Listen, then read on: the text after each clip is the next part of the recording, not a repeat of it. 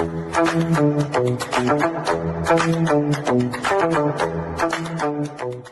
Convos Season 5 is here, and we're coming in strong.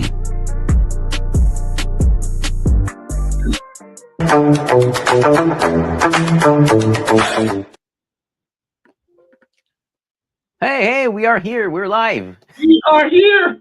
We're back. What's happening? Hello, everyone, and welcome to Great Convos, where we always say whether you agree or disagree, you can always find great convos. It is a beautiful day here, Monday afternoon. Welcome, welcome, welcome. Please put in the chat where you are coming from and say hello. Hello, Alex. I'm Roger Caesar, and my partner over. Wait, there. You got to point to the right direction. Is that right? Nope. Right. Hi, I'm Alexandre. Roger, how are you doing this afternoon? I'm doing fantastic, my friend. And how about you? I'm doing very well, thank you. I'm very happy to be with you. Why do you not sound like you're happy to be here? Oh, but I said I'm happy to be here. Why don't you believe me? I'm very happy, Roger. But the actions don't sound like you are. Like it doesn't feel like you are here with me. Oh, man. It's true, because sometimes actions speak louder than words. Sometimes, Roger. So that's where you were going with that. See what I did there? I introduce our title and our theme for today. Huh? I think I was very clever, Roger. Welcome to all of our loyal listeners. Look at that. We've got Jackie here coming from the UK. We've got our good friend Elios. You never, ever, ever cease to amaze us with your responses coming from his bedroom. And of course, Arthur, who is coming from the GTA. Thank you very much for being here. And I know there are many others that are listening live with us. You could have been anywhere in the world, but you're here with us, and we appreciate you. Alex? And just to be precise, Roger, for video game fans, GTA in this case is not Grand Theft Auto, but the Greater Toronto Area. Thank you, Arthur. There we go. Of course, hey, there we go. We got Suzanne. Hello, Suzanne, coming in from Steinbach. Look at that. We got them everywhere. I love this. So, Alex, let's talk. Yes. What are we discussing today? I mean, we just had a moment where we just stopped right there. We don't usually have a pause. You know, yes, we're speakers and we understand there is a pause when necessary, but not in this case. So let's get it going. A radio silence here. That was a little uncomfortable. Isn't it weird sometimes how you have the conversation and suddenly there's a what is it called? Awkward moment, awkward silence? Yes.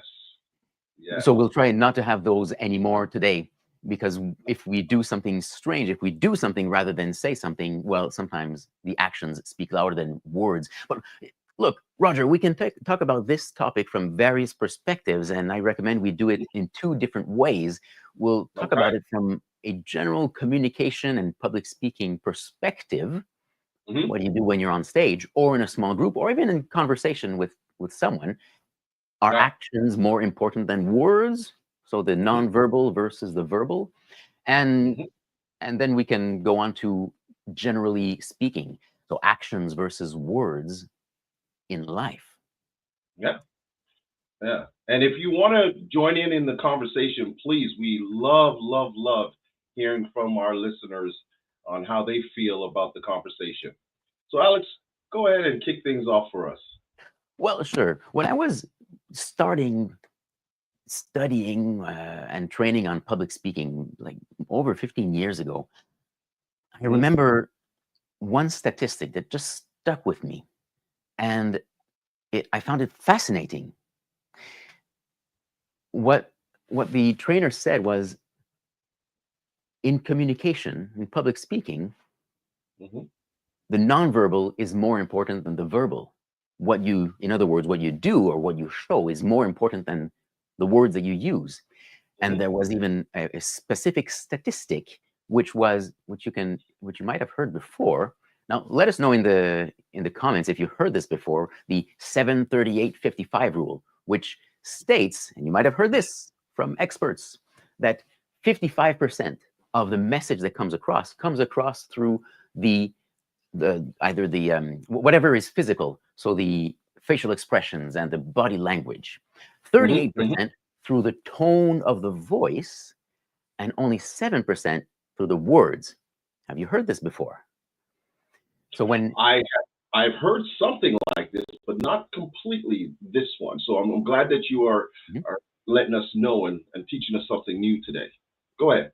Well, what I'm teaching you now, don't stop listening, because if you go away and you stop now, you're missing something very important. So when I first heard this, I thought, wow, only 7% of the message comes across through the words. That's amazing. So the nonverbal is much more important. But then when I thought about it, I thought that doesn't sound right. And you've heard something, you said like 10% through the words. It feels strange, right? So and I kept hearing it, and just in the past year, I heard it again. 7% are the words, and 93% is the nonverbal. So it's much more important to work on your nonverbal than on your verbal. So I searched and I found out where that comes from. This comes from research from the 1960s. In 1967, a professor called Albert Mehrabian, here I've added his name, a specialist on nonverbal communication. He published this study, and to say it very quickly, he was not talking about communication in general. He was not talking about public speaking in general. And in fact, I'm going to play right now part of an interview that he did on BBC Radio. This is in 2009, 40 years after the findings were published. Right. And the host on the BBC, Tim Harford, asked Dr. Mehrabian, so is it true 93% of communication is nonverbal? And here is the answer from Dr. Mehrabian himself. Absolutely not. And whenever I hear that misquote or misrepresentation of my findings, I cringe, because it should be so obvious to anybody who would use any amount of common sense that that's not a correct statement. It's not a correct statement. So what would be the correct statement is continue 7% of communication of feelings and emotions are through the words. Oh, okay. So that's why you didn't believe me when I said I'm very happy to be here, because my nonverbal spoke louder. So and it's true, very true. I mean, I'm glad, and for obviously for our listeners as well, I'm glad that there's the clarification straight from him that tells us what it actually meant. And I would really love to know, and maybe that's something that we've got to look into. I would really love to know, what is the actual numbers in terms of that? Well, interesting, because you could do the same study with different subjects, and 50 years later you would get different numbers, and it would be interesting. I mean, of course, in 50 years someone else has searched this, but this one was transformative for the 1960s and 70s.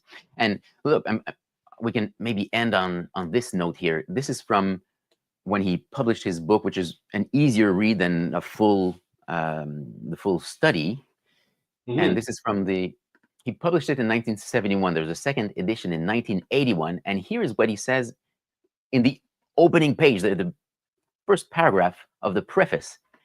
He says, in the realm of feelings, our facial and vocal expressions, postures, movements, and gestures are so important that when our words contradict the message contained within them, others mistrust what we say. They rely almost completely on what we do when it comes to feelings.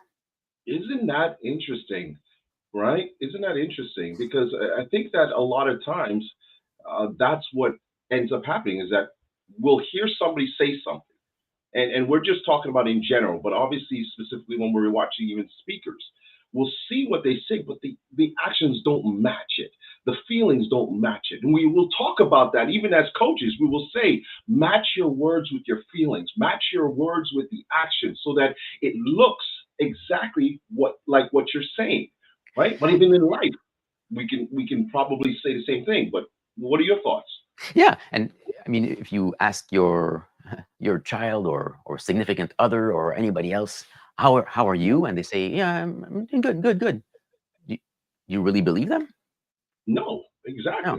So that's when you might, if it's a good friend, you might ask a little. Okay, well, tell me more. How is it going? Right. And this is the thing. I think we have, and a lot of people are chiming in right now, so I'm glad that they are. I've stopped here, but you can continue with the messages coming through. But Alex, I mean, look, first of all, can I just stop for 1 second, because I was thinking about this, and I wanted to say that sometimes even here on the show, we have noticed a lot of people who not only just say things, but the actions that they do in terms of even with us and showing us here that they are appreciating support. And look at all the people here who are chiming in. But can I just give a shout out? Can I give a real shout out right now? And this is not to say that we don't appreciate everybody. We really do. We appreciate everybody who comes on and shows us through their actions that they appreciate what we do here. But I want to give a quick shout out to those who have been here since day one, who have always been here and have shown through their actions that they have been supporting us right from the start. So I just want to give a shout out to Louabuff, to Kathy, to Jackie, to Elios, to Arthur, to Rob, Suzanne, two Suzannes, right? Those people from day one. And I know there's lots more, but my goodness, sometimes even just that, you showing up and being authentic, that's the action right there, right? Yep. And some of them are listening right now. So thank you so much for still being here after 5 seasons. Thank you. Yeah. So, Roger, we're talking about communication, and public speaking, but in life generally, tell me, have you ever heard this? And I remember at least one teacher saying something like, "Do as I say, not as I do." Yes. These are the instructions, even if I'm not doing it quite the same way. Oh man, I mean, my mom even used to say that to me. I remember that happening oftentimes, but that was old school. I mean, that was how they were back then, right? A lot of people, a lot of parents, a lot of teachers, a lot of authoritative figures would often say something like that. I remember coaches would say that in sports. They'd say, "Hey, just do as I say, not as I do," right? But then you question, you know, as an athlete or even you know, from a parent's perspective, the child is wondering, well, why? Like, your actions don't match your words, right? So sometimes we've had that happen in the past, but now more than ever, we are questioning, we are wanting to know, we are looking and we're observing how people speak versus their actions that come with it, right? How many times do you have a person say to you, "I will do this," or "I promise I will change," but then they don't. So you're looking at the actions and the words don't match. Right. And just like in Merabian's research and his books, when it doesn't match, we believe the actions, not the words. Right. And is that? Let me ask you this though: is that wrong of us to do that?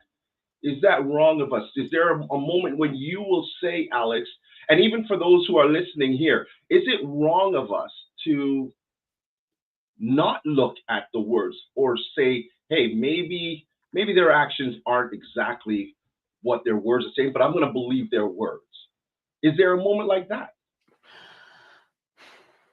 Well, if we go back to parenting, sometimes we give instructions to our children which we don't follow because it doesn't really apply to us. So, so now here's something. if we say, look both ways before you cross the street, hold my hand before you cross the street because it's safer. Well, Roger, when you cross the street, you don't stop and really go take 3 seconds on one side and 3 seconds on the other side. You go quickly. You know you're safe, and you run, right? Well, we want our kids to be safer, so we apply different standards to them. So is that one example where words are more important than actions? Yes, from that perspective, I'd understand what you're saying. As you get older, maybe the same rules don't apply to you, or you can alter them in some way, shape, or form. So from a kid's perspective, you must address it in a different way. But I'm thinking of even from an adult perspective. Like, is there a moment when maybe somebody's actions aren't who they usually are? That's where I was going with it. Like, if I know you, Alex, and I know who you are, generally speaking, and I see something that you do through your actions, but it doesn't match the person I've always seen you to be and the words that you say, do I then condemn you for your actions on that one time? Or do I say, you know what, that's not normally how he is. I'm going to go with his words on this one because that's not the norm. Can that be addressed in a way? Yeah, well, you know what, Roger, you touched something on let me grab a drink of water here. You touch on something very relevant here. You said, because I know who you are and what you do usually. So actions in the past shape your opinion of who I am. So if you know me as a generally jovial and polite person, but then one day you see me. I didn't say that. No, you didn't say that. I said if you do. Hey, I try. So, and then one day you see me act in a different way. Might be just a difficult day or different period in my life. It has happened that I am suddenly not as polite and not as jovial. It can happen. So if you see me on a bad day, I hope you won't suddenly stop thinking positively or highly of me. But that's because you know me. Somebody else who doesn't know me and who sees me for the first time, they can make a judgment very quickly based on actions that I make. Very true. I want to put this up here for a second that just came in. And I'm hoping I'm saying the name right. Matang Lawin. I hope I'm saying your name right. Please forgive me if I'm not. But let's address this one right here. While words express intention, it's actions that reveal conviction. Anyone can promise change, love, or loyalty, but it's in consistent actions that those words gain meaning. Do you think we've become too reliant on verbal affirmations over lived truth? Ooh, thank you very much, Matang, for this. I appreciate that. What do you think, Alex? Words express intention. Actions reveal conviction.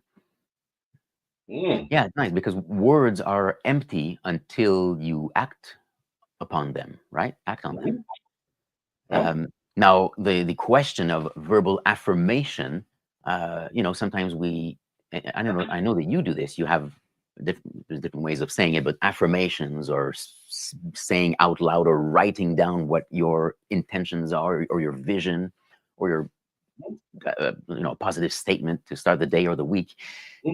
Those words will mean nothing if you don't act on them. But you use those words in order to solicit or elicit action. So if the words are go on. If the words are well placed and well used, then it might follow up. You might follow up on positive action. But I like the consistent action. I love that part right there. That you want to see consistency in someone's actions, so that when they do say anything, you're more susceptible to believing it because you know that their actions are consistent with that. Hey, if we come back to the examples of adults or parents and children, here's what Mhm. Jackie says. Children Mhm. disregard adults' advice if they don't adhere to it themselves. Let's have an example from Paul here. Mm. Stop spending time on your phone. Yes. And here Please we are in the don't moment. don't scroll so much, okay? And you hide in the closet and try to sneak in a few TikTok videos. But again, I think because of the era that we live in today, it's obviously seen more. We're not in that same era that we were talking about before, where teachers and any type of authoritative figure, when they said something, it was to be done.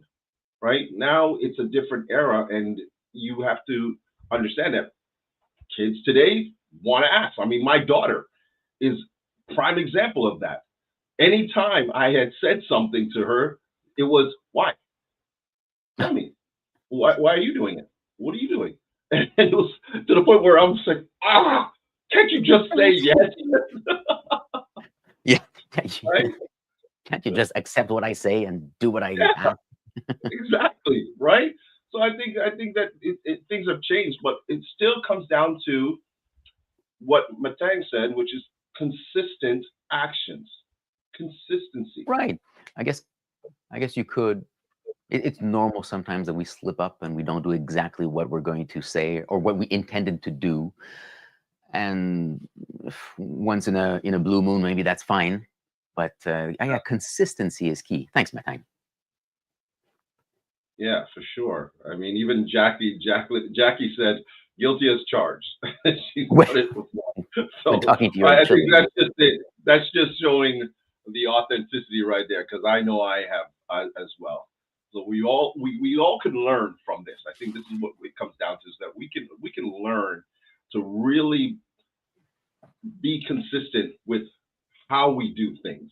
Right. And it's not necessarily that one just supersedes the other. And I think that's also that we gotta address that too. It's not necessarily that your words mean less than your actions mean more. It's making sure that there's a balance. Can it sometimes be more about the words?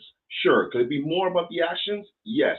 But there has to be some form of balance, that when you say something or you're going to do something, or in your words as a speaker, when you're presenting, that they match in some way, shape, or form.